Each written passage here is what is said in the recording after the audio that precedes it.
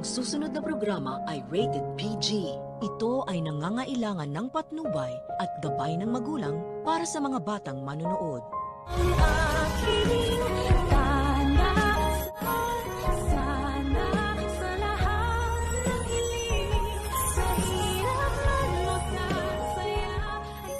Wala na talagang katapusan ang pagiging bida nitong si Moira at nakakaiyamot na nga rin panoodin pagkat lahat na lang ay sa kanya pumapabor pagkat ang mga tao nga ni Balahadja na inutusan niya para manloob sa bahay ni Lynette at sinamahan ang nanay ng batang doktora para pumunta sa bangko upang mag-withdraw ng pera ay nagbago ng plano at ayaw nang tanggapin ang binibigay ni Lynette. Sa halip ay tatapusin na lang daw nila ang buhay nito pagkat nakapagtanggal na nga ng maskara ang isa sa mga hold-upper kaya't nakilala na ang pagkakakilanlan nito. Pero dahil dumating nga ang dalawang doktor na si Doc Katie at Doc Menor, kaya nagkaroon sila ng pagkakataon para matakbuhan ang mga masasamang loob. Ngunit nang maabutan na sila ng mga ito, ay nagpahuli pa si Lynette kaya't naiwan siya at mag-isa na namang tinataguan ng hold-upper.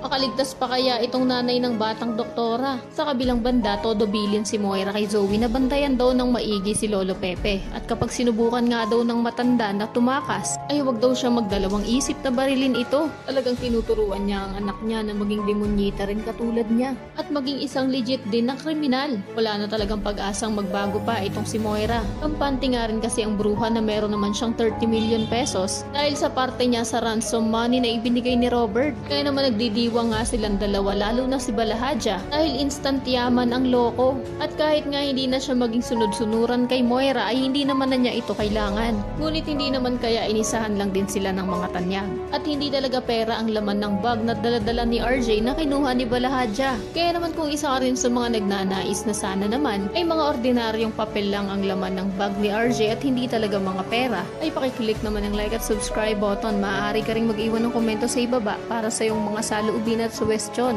Maraming salamat sa iyong panonood.